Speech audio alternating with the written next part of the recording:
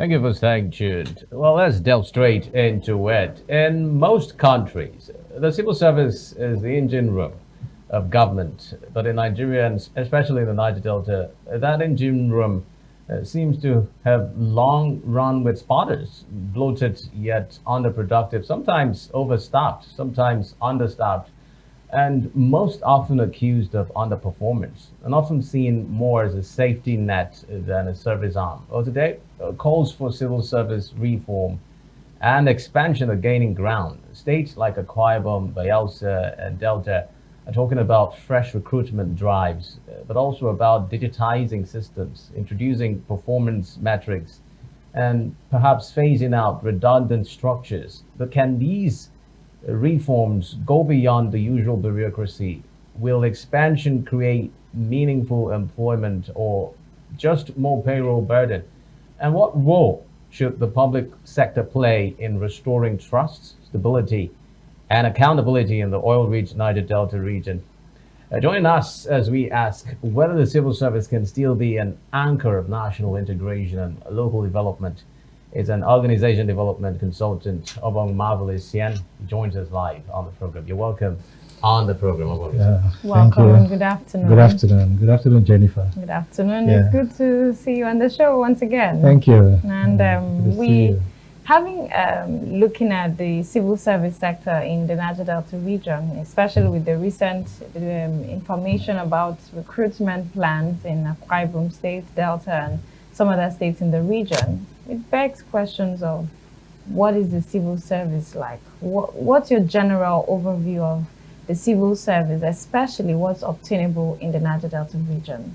I think Xavier summarized it when he said sometimes overstaffed, sometimes understaffed. When you understand that statement from an organization development perspective, then you know there's a serious confusion in the system that would make someone look at a system as being overstaffed or understaffed, because the system should be described more in terms of its productivity value.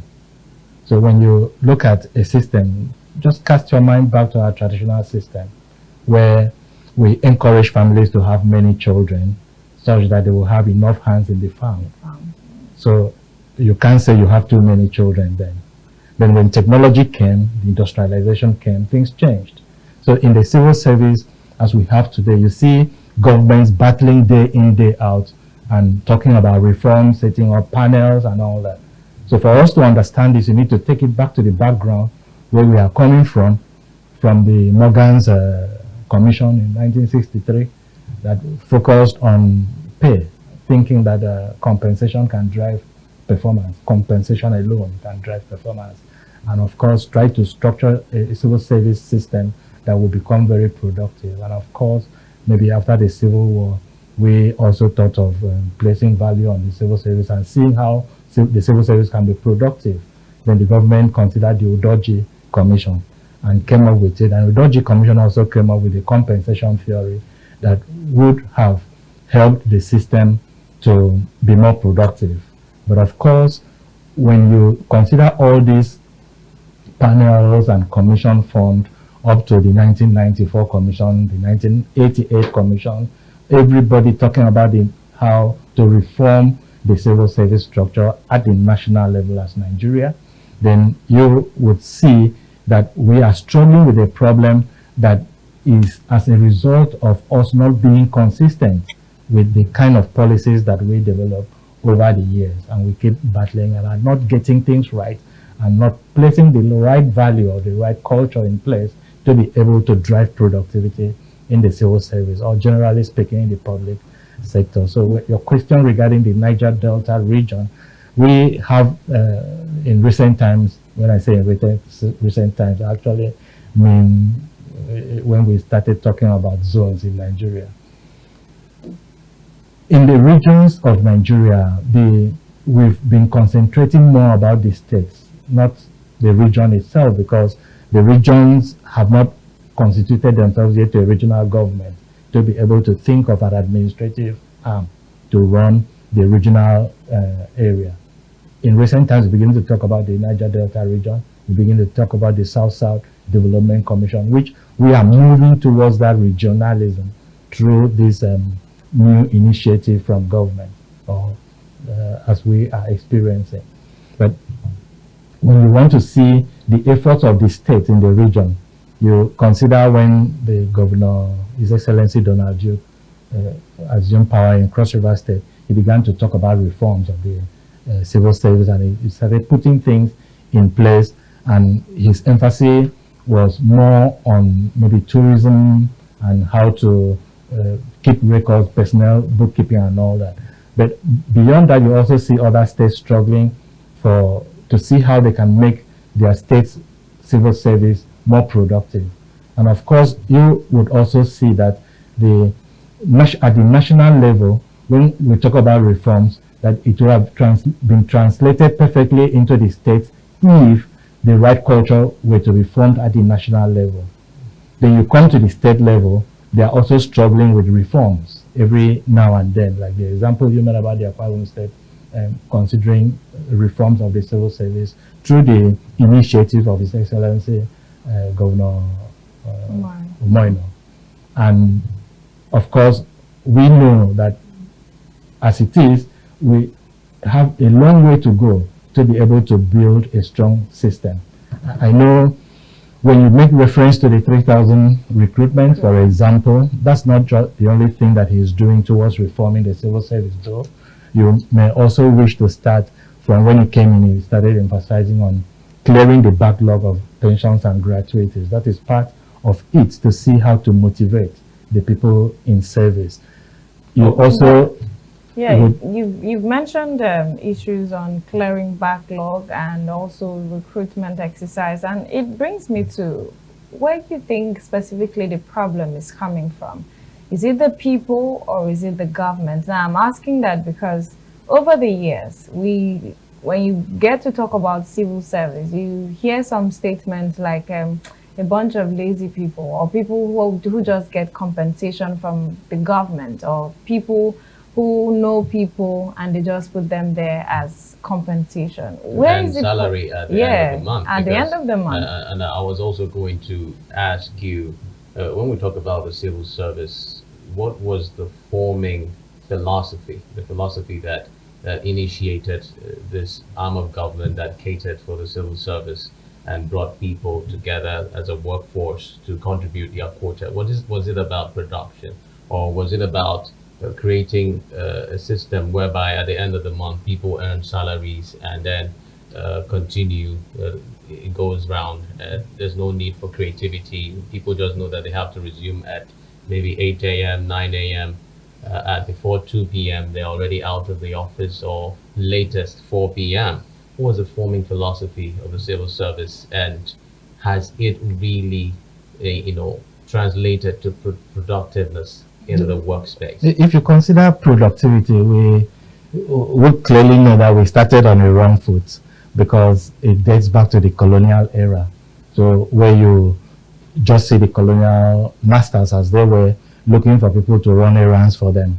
So looking for people to help them in the administration of the state, in terms of their focus at that time was how to exploit Africa, exploit Nigeria as it were, to see how to get things to their own benefit. And it wasn't about productivity of the nation, but channels of, maybe think about the slave trade system, who will be able to direct them to where to get slaves, who will be able to help them to buy palm produce, for example, who will be able to help them carry letters from one point to the other. So it wasn't a civil service system in the colonial era that thought about productivity, talk about revenue generation, and so on. So it was a battle for Nigeria to begin to change that culture from the colonial system, from the British system, to what is indigenized, what would really bring profitability to Nigeria,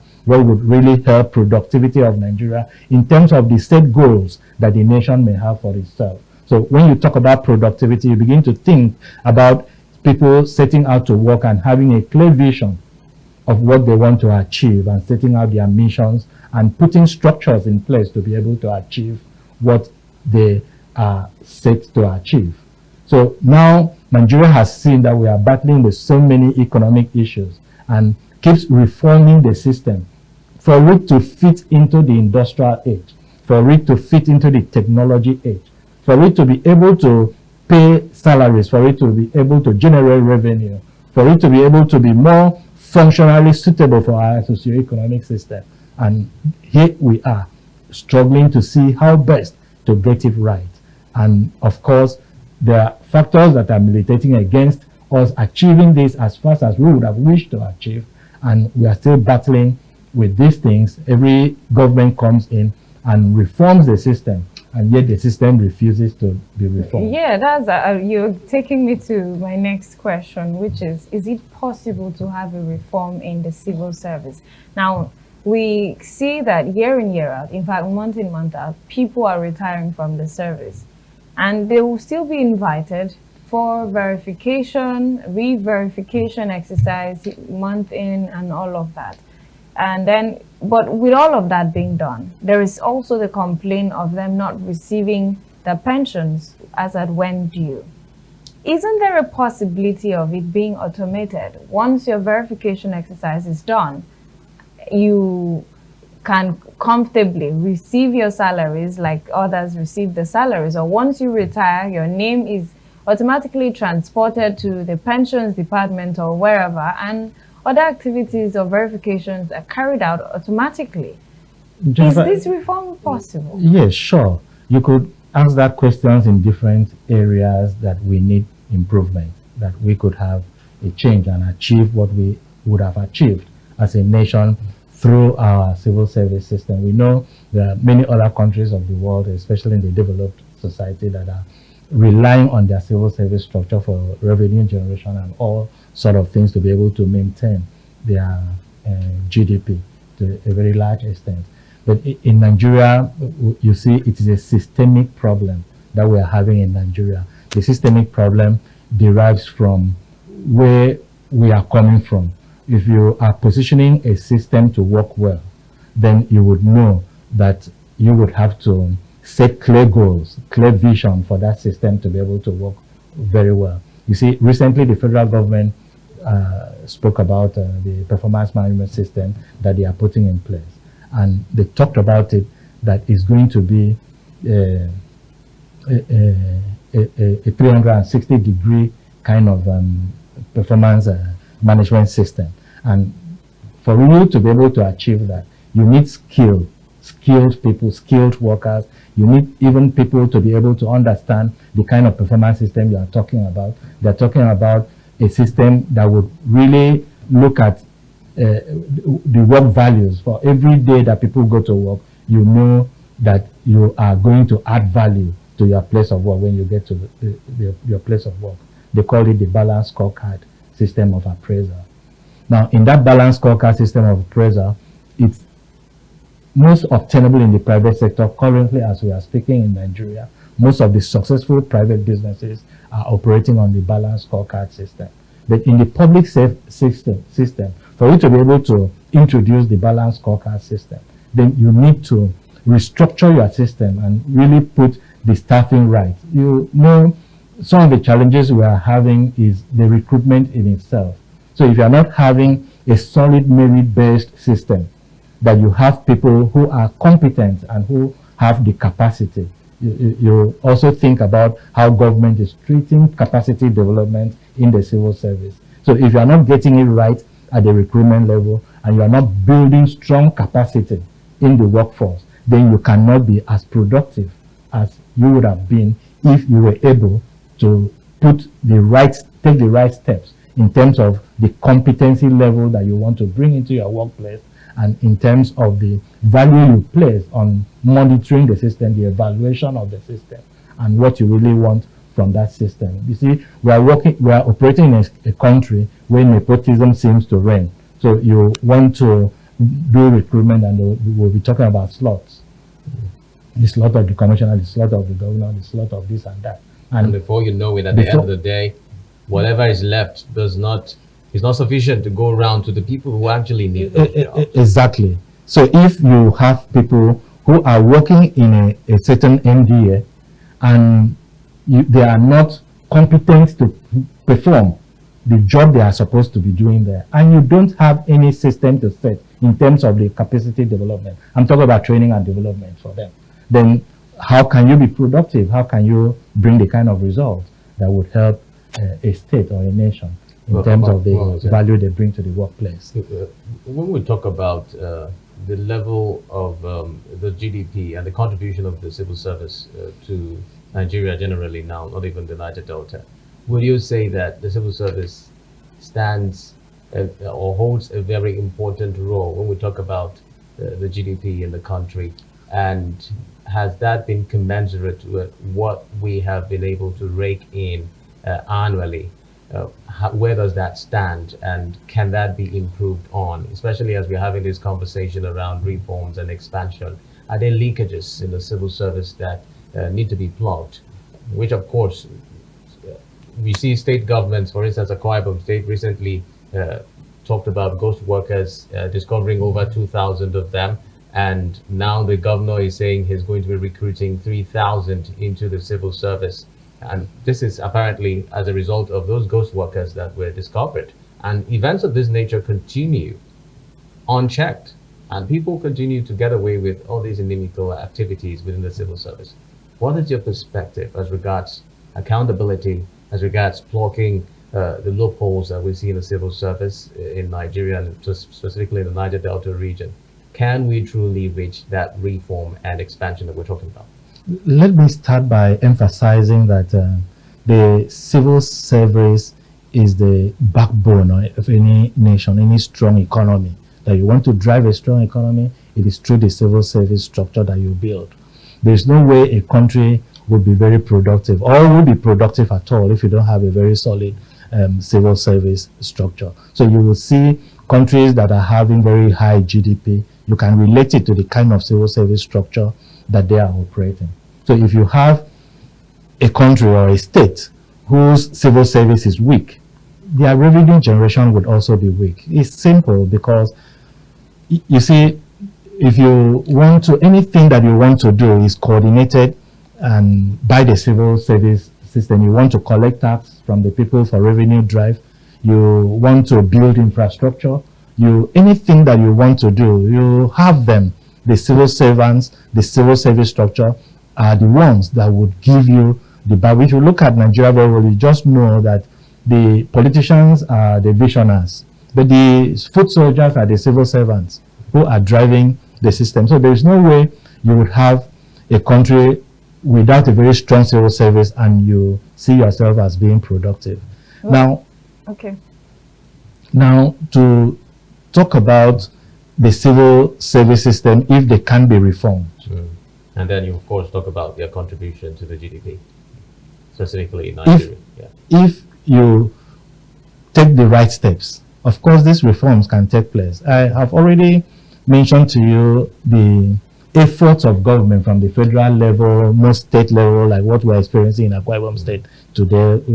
So many efforts are put in to see that these are done. But you see, if you take Nigeria, for example, or if you want to even take a state in the Niger Delta like Cross River, those reforms that were introduced by Donald Duke, you don't really find them operating on that scale anymore. The reforms of the federal government, you don't see that consistency of people following it up. For instance, if we are going to talk about reforms, then you need to know that you have to put in the right key performance indicators in place to be able to measure performance at the workplace. And when you measure this performance, you need to also pay commensurate benefits, that is salaries and allowances that can drive the system. So if you are working with a system and the staffing is not well, they are not well motivated to work, then you cannot expect to get good results. So where are we starting from? Are we going to start from fighting corruption in the system? And we know that most of the time, why are we having institutions of the government that are highly corrupt? Most times you look at it, that the salary that they are earning is not, what they call the take-home pay salary. So they look for other ways to make ends to meet.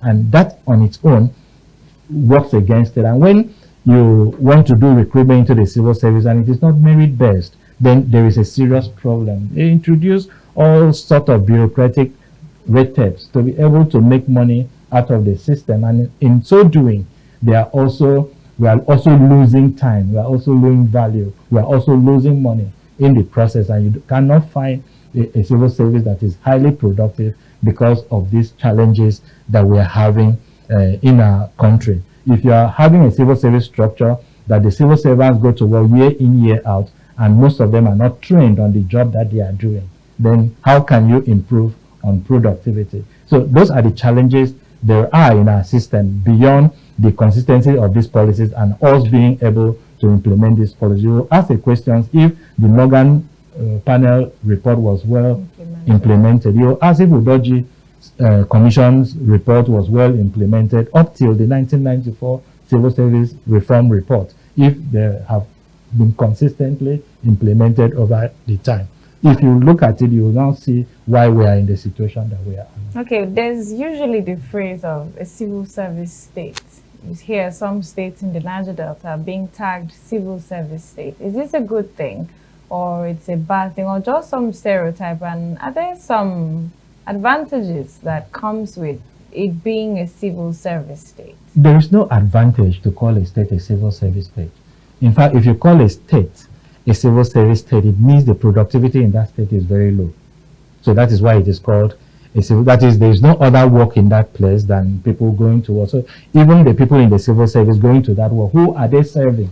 You know, they call servants. You are providing service. So the delivery of this service, to whom are you delivering this service if you don't have small businesses running around the place that you would be going after them to collect tax as part of your work, or you are providing infrastructures for businesses, or you are monitoring systems? If you have a system, a state where activities like industrialization is very high in that, so you have people going to monitor manufacturing activities in that place. You have people engaging in all sorts of activities. There's a multiplier effect it generates when you have businesses grow in a system. So when they call you a civil service state, it means you are not building the kind of economic environment that will promote productivity. So if you are called a civil service state, obviously the civil servants there are idle. They don't have work that they are doing, because civil service on its own are built as administrative centers to be able to help promote a socio-economic environment that would drive productivity in an area. So if in a particular state they are called a civil service state, it means you could have people in the Ministry of Commerce who do not even have a commercial activity to monitor or to add value to, or to people to train to promote their businesses. So it is not a good thing at all for a state to be called a civil service state. Well, Mr. Marvel, we're going to take a breather, and when we return for the last lap of this conversation, you'll bring us some insights regarding how the civil service and other contributory factors of the workforce in the state can come into work together in tandem towards ensuring that the issue of production, the issue of productivity can truly be addressed. We talked about reform, we talked about expansion. Is it just about the civil service? Are there other areas that people can, focus their creativities in and see to it that respective states of the Niger Delta region can truly expand, can truly grow, while making sure that we are able to achieve what we want to achieve? So we'll take a breather now. When we return, Niger Delta Today continues. Stay tuned. Now here's some exciting news. ADBN is everywhere you are. Stay connected with us across all our social media and streaming platforms for exclusive news updates, captivating stories, and more. Join the ADBN community today via our various platforms on Avo TV app, ADBN channel 121, Niger TV app, ADBN TV, Limix World TV app, ADBN TV. Get the latest news straight to your phone. Join our WhatsApp channel. Just search for ADBN TV and hit the follow button. Turn on your notification to stay updated and never miss any part of the experience. Stay in the conversation with us across our social media handles. On X at ADBN_TV, Instagram at ADBN_TV, Facebook, ADBN TV, YouTube, ADBN TV_NG, and keep visiting our website on www.adbntv.com. Watch us live anytime, anywhere. ADBN TV, a part of you. For staying tuned, we're still discussing the civil service in the Niger Delta region, talking about the issue of reforms and expansion. And we still have in the studio Obong Marvel Essien, an organization development consultant who has been bringing us insights regarding this particular issue. Obong Essien, well, I'm looking at a situation where the civil service can be able to drive socio-economic activities, not just independently, but in relation to other businesses, other industries that are very functional. Because I mean, from your insight and from your earlier conversations, it's as if this synergy is needed for the civil service to even function. Because what at the end of the day, the bottom line is production.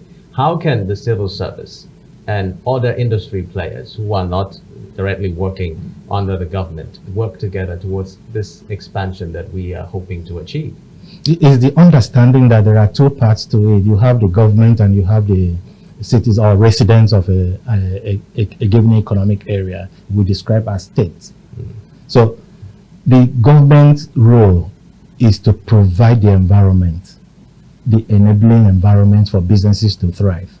The citizens' role, the residents' role, is to generate businesses, be creative and make things happen, because government has already provided the infrastructure, government has already provided the economic environment for businesses to thrive. So when you look at it in terms of the role of government and the role of citizens in a particular area, it's clear that there has to be a collaboration between government and the citizens or the residents of the state for the economic activities to peak. Now, let me use the example of Akwa Ibom State now. When we heard the news, 3,000 people to be recruited into government, I would be wondering, is that a good news or is it a bad news? Now, if you want to analyze what government is doing in terms of the kind of reforms that they should bring to bear in order for us to have high-level productivity in the state, then you would have thought that government would first of all put its house together, that is the civil service structure, in a manner that they are able to push and make things happen for businesses to thrive in the state. So the governor's idea, I think, may just be to address the socio-economic aspect of where we have found ourselves in Akwa Ibom State. People talk about hunger in the land. Sometimes you see government going to give money to the nano businesses, maybe 10,000, 50,000, 100,000 to the nano businesses. And I always argue that it helps the economy in a very large extent, because you are investing, you are throwing in money into an economic system to be able to have these small businesses to thrive. But on the other part, if you are employing 3,000 people into the civil service, what is the value that they are bringing out? If you think about the balanced scorecard, for example, have you put in enough work in the system in a manner that every person that is going into that system comes with a value? So you know that you are employing 3,000 people, and this is the value you are expecting from these 3,000 people. Salaries, payments of salaries to the civil servants should not be seen as expenses. They should be seen as investment. So you have a number of people, like the analogy I made about the farmland. So you have many children. When they go to the farm, one is digging the ground, one is doing some other thing, and all of them are contributing to the hours of work in the farm that will bring out the kind of productivity that you have visioned to derive from that farm. But let's be able to decipher when we need the numbers and when we do not need the numbers in civil service. I'll bring, for instance, there's been an outcry in some states about the number of healthcare workers in some states in the Niger Delta region, and calls for recruitment in those areas. Now hearing of this, from the 3,000, 1,000 will be sent to the healthcare area. But do you think it's really about the numbers, or are there some other bottlenecks, especially when it comes to the healthcare sector in government? It is not about the numbers. At all times, your staffing should be at an optimum level. So you shouldn't be lacking staff strength, and you shouldn't be having people staying around not working. That's where you say the place is overbloated. So at every time you would have, so you have something like a screen, a dashboard that monitors the system and tells you this is where you are. This is what your productivity is with the number of people that you are having. What we are running as the private businesses should be run, government businesses should be run in that manner as well. I think that's the idea of the governor beginning to talk about this kind of performance management system and thinking about auditing the system to be able to have the right staffing level. So it is not about the number. It is about how productive the number is. So if you are having a healthcare system that you run short of staffing in the healthcare system, then something is seriously wrong. Because at the time you did not have enough, if you are running shifts, for example, you're going to run 3 shifts, and 1 shift hand is missing in the shift. So you would have known, because you would not be getting the kind of daily results that you were expected to be getting. So a red light throws up, and you know you need 1 person to fill in. But wouldn't that be gap. seen as exploiting? Because, for instance, we hear of some angles from the private sector. When you get to the private sector, you'll be exploited. And perhaps in some cases you end up multitasking, and but in the public, yeah. No, in every work system, you see, there is something about compensation management, salary administration system, that you place weight. It's a weighted thing. You have functions within the system. You know what, there are analysts within the system that would know that this is the work that 1 person can do in these hours. We are operating a 40-hour week work system in Nigeria. So what that says is that every 8 hours, you should be able to generate something every 8 hours. So if you are having a system and you are having people who are able to meet their target for the day, then it's a fair system. But if you feel that people are overburdened, it would also impact on the productivity, because you would have people who fall sick very frequently because they are not, they have been overtasked. Okay. So it's balance. There's a way you could manage it, but our civil service structure has not gotten to that level yet. I'm going to try to perform magic to squeeze in 2 questions. First would be, is it possible to derive the level of productivity that is required in staffing the civil service in the Niger Delta region? Is that possible? Can we truly disabuse people's minds from that notion that the civil service is where they go to earn money and go home? Is it possible? And what mechanisms can be put in place to achieve that? If you can answer that in 30 seconds, I can give you it is very, very, very possible. It is very possible. You see, like what you heard the Akwa Ibom State government talk about recruitment through a portal, and talking about even giving out contract through a portal. That is, you are able to assess and see that these people that you're going to give this job, they are competent, it's a merit-based system, and you are going to have them work and bring out results. So it is very, very possible if you have the political will to so do. If you do not have the political will and you think you are going to employ your cousins, your relatives, your village people to the workforce, then you don't think about productivity at all. But it is very, very possible for someone to get into government and say, I want to reform this system and do it. But you see, the other part is, how consistent will that be? Because of course we've had systems that are running in a very few months after the person has left power. Exactly. That was the next question I was going to come to. The whole system deteriorating again. We see government, because we have not institutionalized whatever system we bring to be. And the policies that they bring to bear would only run within the period of time they are in office, say 4 years, and another government comes in. Those policies are not continued, and we go all the way back to the dark days when the civil service was still struggling or trying to get it right. how can those policies be stabilized that no matter what government comes in, what have been laid in place, what have been started continues? The main problem of the challenges that we're having, you call it implementation issues in Nigeria, is that we are not building strong institutions. We are depending on individuals. So an individual comes in either as a politician and is able to perform very, very well.